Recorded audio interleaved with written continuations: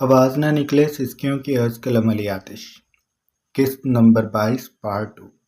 کراچی شہر پر رات مکمل طور پر پھیل چکی تھی اور راغب کو زندگی میں پہلی بار یہ رات اس قدر اندھیری لگ رہی تھی۔ اسے رات سے خوف آ رہا تھا۔ اس کے پہلو میں موجود لڑکی مدھم سانس بھر رہی تھی۔ وہ گاڑی کی پچھلی سیٹ پر بیٹھا اسے اپنے سینے میں بھینچ کر اس کے زخموں پر بار بار لب رکھتا اس کی کمر کو سہلا رہا تھا۔ ردھم نیم غنودگی میں تھی۔ اس نے راغب کی شرٹ کے کالر کو اپنی مٹھی میں جکڑ رکھا تھا۔ اس کے وجود میں ہلکی سی لرزش بھی تھی۔ راغب اس کی کمر کو سہلاتے اس کے ماتھے پر لب رکھتے ہوئے بار بار کہہ رہا تھا، بس ریلیکس، میں آ گیا ہوں نا، تمہیں اب کوئی کچھ نہیں کہے گا، میں سب کو دیکھ لوں گا، تم نے اب بالکل بھی پریشان نہیں ہونا، تم ریلیکس رہو، وہ اسے بار بار کہہ رہا تھا۔ اگلی سیٹ پر ڈرائیور بیٹھا تھا۔ اس نے ڈرائیور کو کہا، جلدی سے گاڑی کو اسپتال لے کر چلو۔ اس کی بات پر ردھم نے سرگوشی اس کے کانوں میں سنائی دی تھی، مجھے اسپتال نہیں جانا۔ ردھم کے یہ کہنے پہ نمل جو اس کے پہلو میں بائیں جانب بیٹھی تھی تعجب سے بولی، تم نے اسپتال کیوں نہیں جانا؟ تم اپنے زخم دیکھو، وہ چلائی تھی۔ اس کی آواز رندھی ہوئی تھی۔ گاڑی میں بائیں جانب بیٹھی وہ کب سے روئے جا رہی تھی۔ اسے یہ پتا تھا کہ اگر ردھم کے گھر والوں کو اس بارے میں خبر ہو گئی تو وہ اسے ماریں گے، اسے برا بھلا کہیں گے، لیکن اتنی درندگی سے کام لیں گے؟ اس نے یہ نہیں سوچا تھا۔ وہ دانستہ چہرے کو کھڑکی کی جانب کر کے بیٹھی تھی۔ وہ ردھم کو دیکھ بھی نہیں پا رہی تھی۔ اس کا دل ہیبت سے کانپ رہا تھا۔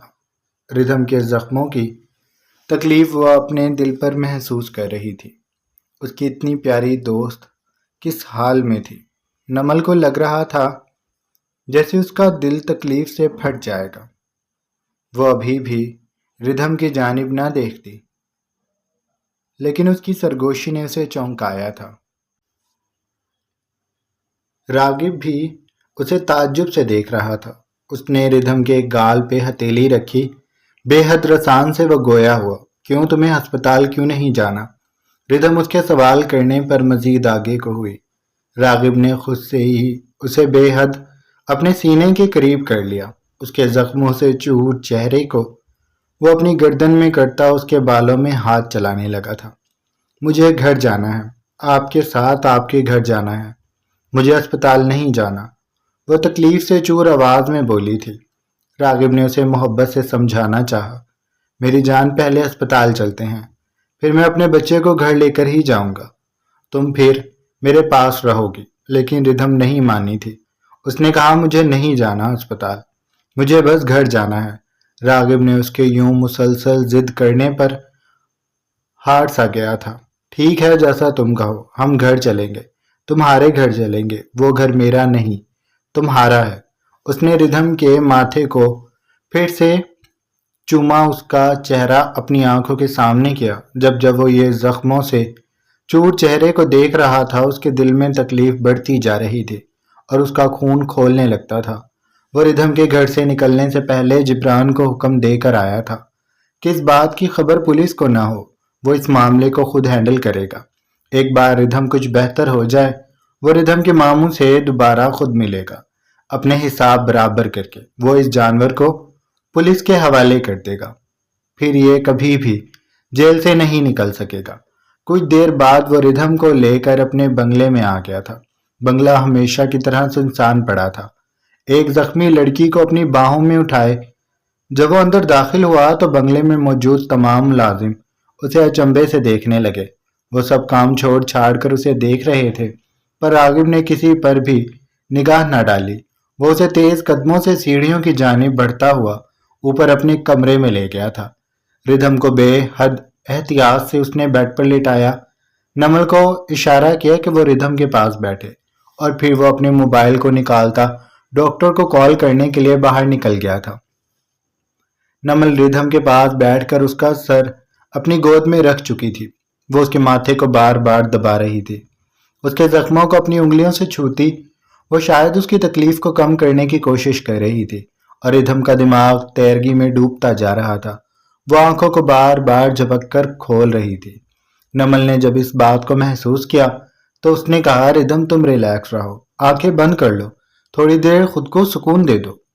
تم محفوظ ہو، تم کیوں پریشان ہو رہی ہو؟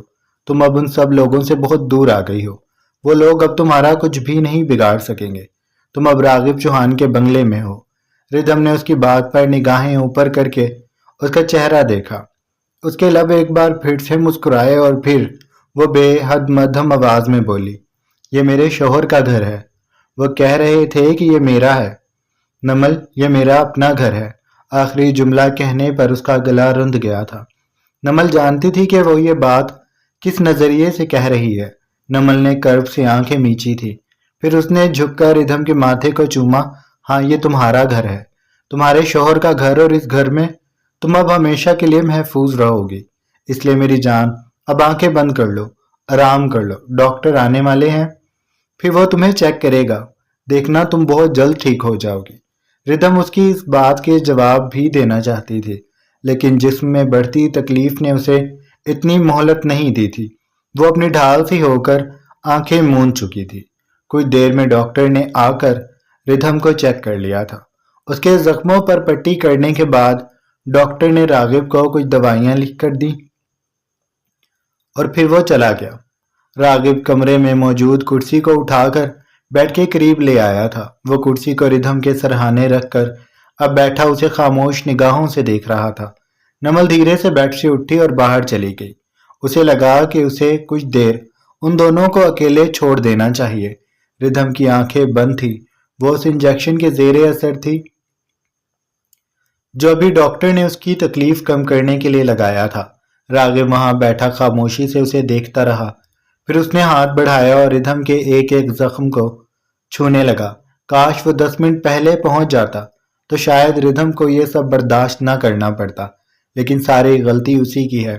اسے ردھم کو نکاح کے بعد فوراً ہی اپنے پاس رکھ لینا چاہیے تھا، لیکن اسے بھی کیا پتا تھا کہ حالات اس قدر بگڑ جائیں گے۔ اس کے گھر والے یوں ردھم کا حال بگاڑ دیں گے، اس نے تصور بھی نہیں کیا تھا۔ کوئی اپنی اولاد کے ساتھ اس طرح کا رویہ کیسے رکھ سکتا ہے؟ اس کے دل میں بے ساختہ خیال آیا تھا۔ اس نے ردھم کے ہاتھ کو پکڑ کر اس کے ہاتھ کی پشت کو لب سے لگایا اور پھر وہ اس کی ہتھیلی میں چہرہ رکھ کر بیٹھ گیا۔ وہ بار بار خود کو ملال کر رہا تھا، لیکن اب ہو ہی کیا سکتا تھا؟ جو ہونا تھا وہ تو ہو گیا تھا، لیکن اس نے ٹھان لی تھی کہ اب آگے وہ اس لڑکی کو ذرہ برابر بھی تکلیف نہیں ہونے دے گا۔ جو کچھ اس لڑکی نے راغب کی محبت میں برداشت کرنا تھا کر لیا، وہ سارے امتحان پاس کر چکی۔ اب راغب اسے کسی بھی طرح کی مشکل میں نہیں ڈالے گا، اور اگر کوئی مشکل ردھم کی قسمت کی ہوگی تو وہ اسے اپنے سر لے لے گا۔ اس کی آنکھوں کے کنارے بھیگ گئے تھے۔ اسے یاد نہیں تھا کہ وہ آخری بار کب رویا تھا۔ شاید اس دن جب اس کی امی کا انتقال ہوا تھا، اور اتنے سالوں بعد وہ آج رو رہا تھا۔ اس کی آنکھوں سے آنسو ٹوٹ ٹوٹ کر ردھم کی ہتھیلی پر گر رہے تھے۔ وہ ابھی اپنے اندر کی تکلیف کو منا لینا چاہتا تھا۔ پھر جب ردھم ہوش میں آئے گی تو وہ نہیں چاہتا تھا کہ اس کی بیوی یہ سمجھے کہ اس کا شوہر ایک کمزور مرد ہے جو روتا ہے، لیکن وہ شاید ردھم کو یہ بات نہ سمجھا سکے کہ مرد بھی روتے ہیں، لیکن اس وقت جب ان کی محبوب عورت جس سے انہوں نے عشق کیا ہو وہ تکلیف میں مبتلا ہو۔ زیبا راغب کے بنگلے میں موجود نہیں تھی۔ وہ راغب کے کراچی سے باہر جاتے ہی شایان کی طرف آ گئی تھی۔ اس نے سوچا تھا کہ وہ یہ 2 دن اپنے بچوں کے ساتھ گزارے گی۔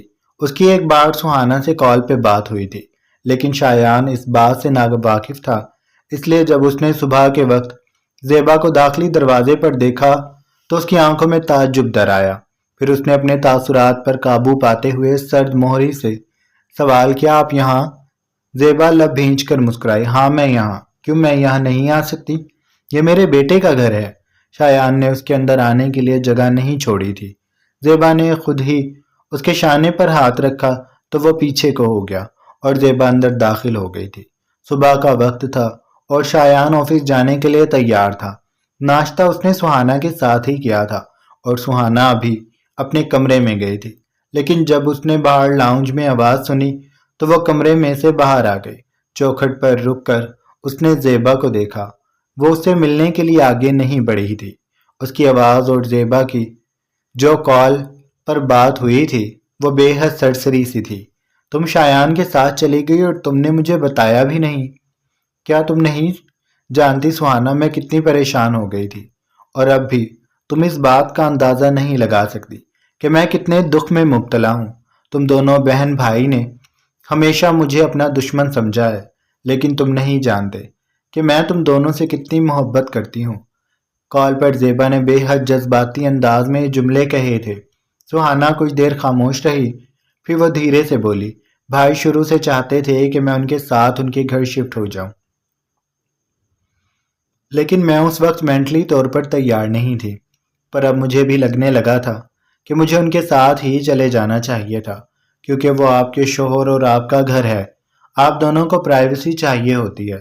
اس نے نہ چاہتے ہوئے بھی ماں پر طنز کیا تو زیبا کے لب بھیج گئے، آنکھوں میں کئی رنگ آ کر گزرے تھے، لیکن اس نے خود پر ضبط کیا اور پھر اسی محبت بھرے انداز میں بولی، میری جان، وہ تم دونوں کا بھی گھر ہے۔ تم ایسے ہی مجھے چھوڑ کر چلی گئی۔ تم نہیں جانتی کہ ایک ماں کو بیٹی کا کتنا سہارا ہوتا ہے۔ کئی طرح کی باتیں ہوتی ہیں جو وہ اپنی بیٹی سے کہہ لیتی ہے، لیکن تم مجھے چھوڑ کر چلی گئی۔ اب مجھے یہ بتاؤ کہ شایان کا گھر کدھر ہے؟ میں تم سے ملنا چاہتی ہوں، اور میری درخواست ہے کہ تم اس بات کے بارے میں شایان کو نہ بتاؤ۔ میں اسے اچانک سے آ کر سرپرائز دینا چاہتی ہوں۔ اگر تم نے اسے پہلے ہی بتا دیا تو وہ ضرور ناراض ہو جائے گا اور تمہیں بھی منع کرے گا کہ تم مجھے گھر کا پتہ نہ دو۔ اس لیے یہ بات ہمارے درمیان میں ہی رہنی چاہیے۔ راغب 2 دنوں کے لیے شہر سے باہر چلا گیا ہے اور میں یہ 2 دن تم دونوں کے ساتھ گزارنا چاہتی ہوں۔ سہانا کچھ دیر شش و پنج میں مبتلا رہی۔ وہ یہ سوچتی رہی کہ اسے زیبا کو گھر کا پتہ دینا چاہیے یا نہیں، لیکن پھر اس نے زیبا کو گھر کا ایڈریس لکھوا دیا تھا، اور اب جب زیبا لاؤنج میں آ کر بیٹھ گئی تھی تو شایان نے چوکھٹ میں کھڑی سہانا کو گھور کر دیکھا تھا۔ اس نے نگاہیں چرا لی۔ شایان نے گہرا سانس بھرا تھا۔ اس کے لب بھیگ چکے تھے۔ وہ سمجھ گیا تھا کہ یہاں تک کا راستہ سہانا ہی نے ماں کو دکھایا ہے۔ وہ بے دلی سے آ کر سامنے صوفے پر بیٹھ گیا۔ کیسے ہو شایان؟ اور سہانا کیسی ہے؟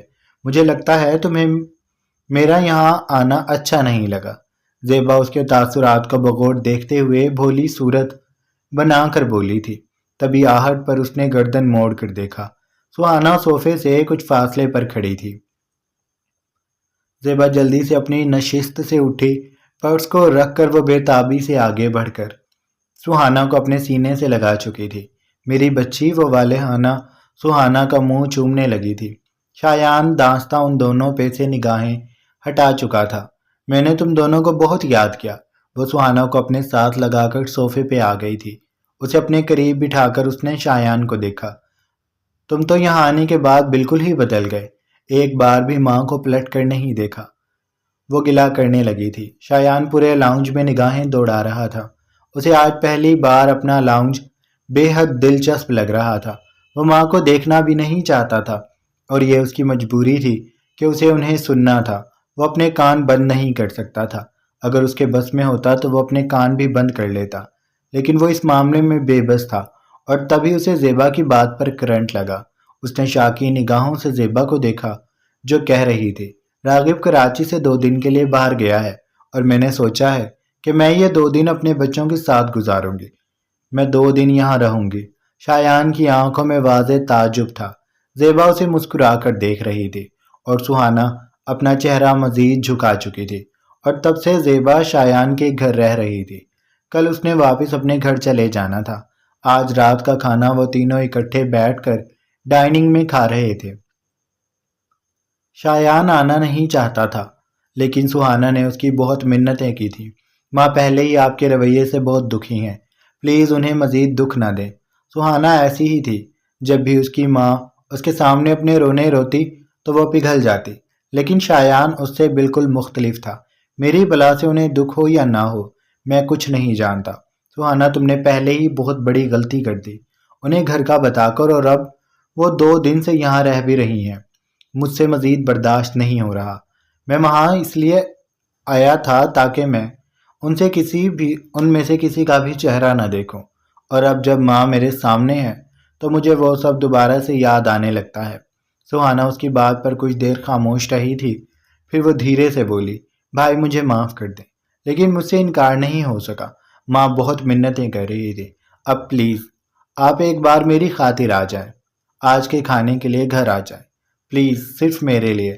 شایان جانتا تھا کہ اب اگر اس نے انکار کیا تو سہانا رونے لگے گی، اس لیے وہ بے بسی بھرا سانس بھرنے کے بعد بولا، ٹھیک ہے میں آ جاؤں گا۔ اور اب وہ ڈائننگ میں لا تعلق سا بیٹھا، اپنی پلیٹ میں چہرہ جھکائے خاموشی سے کھانا کھا رہا تھا، اور زیبا بار بار نہ جانے کون کون سی باتیں کرتی، کبھی ہنسنے لگتی تو کبھی اس کی آواز میں اداسی در آتی، جیسا اس نے کہا تھا کہ وہ یہ 2 دن اپنے بچوں کے ساتھ ہنسی خوشی گزارنا چاہتی ہے، اس لیے وہ بھرپور کوشش کر رہی تھی کہ اس کی یہ 2 دن یادگار ہو جائیں۔ لیکن شاید شایان ایسا نہیں چاہتا تھا، اس لیے وہ کھانے کی میز سے کھانا جلدی جلدی ختم کرنے کے بعد اٹھ گیا تھا۔ جب وہ ڈائننگ سے نکلنے لگا تو زیبا نے اس کے عقب سے کہا، میں کل صبح ہوتے ہی یہاں سے چلی جاؤں گی۔ اس کی آواز میں تکلیف سی تھی۔ شایان نے بغیر اس کی جانب دیکھے سر کو دھیرے سے جنبش دی اور ڈائننگ سے نکل گیا۔ اس کے یوں چلے جانے پر زیبا نے اپنے چہرے کو دونوں ہاتھوں میں چھپا لیا۔ کوہنیوں کو میز پر رکھ کر وہ اپنے ہاتھوں میں چہرہ گرا کر سسکنے لگی تھی۔ شایان کو میرا یہاں آنا برا لگا ہے۔ اگر مجھے پتا ہوتا کہ شایان کے دل میں میرے لیے اتنی نفرت پیدا ہو گئی ہے تو میں کبھی یہاں نہ آتی، لیکن میں اپنی ممتا کے ہاتھوں مجبور ہو کر یہاں تک آ گئی ہوں۔ تم دونوں یہ بات کیوں نہیں سمجھ لیتے کہ میں تم دونوں سے بہت پیار کرتی ہوں، لیکن تم دونوں کو میری ذرا بھی فکر نہیں ہے۔ وہ سسکیاں بھرتی ساری بات ان دونوں پر ہی ڈال چکی تھی۔ سہانا کا دل ایک بار پھر پسیجنے لگا تھا۔ وہ کرسی سے کھسک کر ماں کی جانب ہوئی۔ اس نے ان کی کمر پر ہاتھ رکھ کر اسے سہلانا شروع کر دیا۔ ماں، وقت کے ساتھ ساتھ سب کچھ ٹھیک ہو جائے گا، آپ پریشان نہ ہوں، وہ بس یہی کہہ سکی تھی۔ راغب چوہان کے بنگلے کو اندھیرے نے اپنے قابو میں کیا ہوا تھا۔ آسمان پر بادل چھائے ہوئے تھے۔ ان سیاہ بادلوں کی وجہ سے نہ چاند دکھائی دیتا تھا اور نہ ہی ٹمٹماتے تارے۔ سمندر کا پانی بھی سیاہ پڑ چکا تھا۔ راغب کے کمرے میں نیم اندھیر تھا۔ دیوار پر لگے لیمپ نما بلب روشن تھے، جس کی وجہ سے ہلکی سی روشنی پورے کمرے میں بکھری تھی۔ ردھم بیڈ پر لیٹی آنکھیں موندے ہوئے تھی۔ اسے ابھی ہوش نہیں آیا تھا۔ نمل جا چکی تھی، کیونکہ ہاسٹل سے پوری رات باہر رہنا الاؤڈ نہیں تھا۔ چونکہ اب ردھم کے پاس راغب موجود تھا، اس لیے وہ بے فکری سے وہاں سے چلی گئی تھی، اور راغب سامنے رکھے صوفے پر پھیل کر بیٹھا ہوا تھا۔ اس کے جسم پر شرٹ نہ تھی، وہ صرف ٹراؤزر میں بیٹھا سگریٹ پھونک رہا تھا۔ دھوئیں کے مرگولوں میں دیکھتا وہ یہ بات سوچ رہا تھا کہ ایسے اچانک کیسے ردھم کے گھر والوں کو اس کے اور ردھم کے نکاح کے بارے میں خبر ہو گئی۔ اس نے میز پر رکھی تصویروں کو اس وقت نہیں دیکھا تھا، لیکن بعد میں جبران نے وہ تصویریں اس تک پہنچا دی تھیں، اور اب وہ ان تصویروں کو سامنے میز پر رکھ کے بیٹھا تھا۔ راغب کافی دیر تک ان تصویروں کو دیکھتا رہا تھا۔ یہ سب کس نے کیا تھا اور کیوں؟ سب سے پہلا نام جو اس کے دماغ میں آیا تھا وہ زیبا تھا، کیونکہ راغب نے صرف اسے ہی اپنی شادی کے بارے میں بتایا تھا۔ لیکن جب ردھم سے ملا تھا اس نے اس بات کی تسلی کی تھی کہ زیبا یا اس کا کوئی مخبر اس کے پیچھے نہیں ہے۔ پھر بھی زیبا اس بات تک کیسے پہنچی کہ ردھم اور وہ ساحل سمندر کے پاس موجود ہیں، اور اس نے ان دونوں کی تصاویر بنا لی اور راغب کو پتہ بھی نہ چلا۔ وہ الجھی سی کیفیت میں بیٹھا اس بات کو سوچ سوچ کر تھک گیا تھا۔ اس نے زیبا سے بھی بات کرنی تھی، اور اگر یہ کام زیبا کا ہوا تو وہ زیبا کو کبھی معاف نہیں کرے گا۔ اس نے سوچ لیا تھا۔ وہ اپنے خیالوں میں اس قدر ڈوبا ہوا تھا کہ اسے احساس ہی نہ ہوا کہ ردھم کو ہوش آ چکا ہے، اور اب وہ بیڈ پر بیٹھی اسے دیکھ رہی ہے۔ تبھی ردھم بیڈ سے اترنے لگی تو ہلچل نے راغب کی سوچوں کا تسلسل توڑا تھا۔ اس نے چونک کر سامنے دیکھا، ردھم بیڈ کے پاس کھڑی تھی۔ راغب نے جلدی سے ہاتھ میں موجود سگریٹ کو ایش ٹرے میں بجھایا اور ان ساری تصویروں کو سمیٹ کر اس نے صوفے کے پیچھے پھینک دیا۔ وہ نہیں چاہتا تھا کہ ردھم دوبارہ سے ان تصاویر کو دیکھے اور اس کے زخم پھر سے تازہ ہو جائیں، اس لیے وہ ان تصاویر کو صوفے کے پیچھے پھینکتا اور ردھم کی جانب متوجہ ہوا۔ میری جان لیٹی رہو۔ وہ صوفے سے کھڑا ہو چکا تھا۔ ردھم نے اس کی بات پر سر نفی میں ہلایا۔ مجھے آپ کے پاس آنا ہے، وہ مدھم آواز میں بولتی قدم اٹھا چکی تھی۔ راغب بھی آگے بڑھا۔ میں اپنی جان کے پاس آ رہا ہوں۔ تم بیڈ پر جاؤ، تمہاری طبیعت ٹھیک نہیں ہے۔ وہ اس تک پہنچ چکا تھا کہ ردھم راغب تک آ گئی۔ اس نے راغب کے دونوں شانوں پر ہاتھ رکھا اور پھر وہ اسے لے کر دوبارہ صوفے پر آ گئی تھی۔ راغب کو صوفے پر بٹھا کر وہ اپنی ٹانگیں اٹھا کر اس کے دونوں جانب رکھتی اس کی گود میں بیٹھ گئی۔ دونوں گالوں پر راغب کے ہاتھ رکھ کر وہ اس کی آنکھوں میں دیکھتے ہوئے بولی، مجھے آپ کو حق کرنا ہے۔ مجھے بہت ڈر لگ رہا ہے۔ مجھے آپ سے دور نہیں ہونا۔ یہ کہتے کہتے اس کی آنکھیں ڈب ڈبا گئی تھیں اور گلا رند گیا تھا۔ وہ شدت سے اس کے گرد اپنے بازو حائل کرتی اس کی آنکھوں میں چہرہ چھپا چکی تھی۔ راغب نے فوراً اپنے مضبوط بازو اس کی کمر کے گرد حائل کر لیے۔ میری جان، میں آپ کے پاس ہی ہوں اور اب نہیں ڈرنا آپ نے کسی سے بھی۔ میں ہوں نا، میں سب کچھ دیکھ لوں گا۔ میری جان بس ریلیکس رہے گی، کچھ بھی نہیں ہوا۔ وہ اس کے بال سمیٹ کر ایک جانب کرتا اس کی گردن پر اپنے سلگتے لب رکھ چکا تھا۔ اس کا ہاتھ دھیرے دھیرے ردھم کی کمر پر رقص کر رہا تھا۔ وہ اس کی شرٹ کو اوپر کرتا اس کی کمر پر اپنی انگلیوں کے پور پھیرنے لگا تھا۔ ردھم کی جوان دھڑکنیں راغب کے بغیر شرٹ کے سینے سے شدت سے ٹکرا رہی تھیں۔ وہ خود کو اس کے فراق سینے میں مدغم کر لینا چاہتی تھی۔ راغب کا ہاتھ ویسے ہی اس کی کمر پر دھیرے دھیرے سفر کر رہا تھا اور ردھم کی سانسیں مدھم پڑنے لگی تھیں۔ جاری ہے۔ جناب، یہ تھی ہماری آج کی ایپیسوڈ۔ آئی ہوپ آپ کو اچھی لگی ہوگی۔ اگر آپ کو قسط اچھی لگی ہے تو آپ چینل کو لازمی سبسکرائب کر لیں، بیل آئیکن کے بٹن کو بھی پریس کر لیں تاکہ نئے آنے والی ویڈیوز آپ کو ملتی رہیں۔ اب چلتا ہوں میں، گڈ بائے۔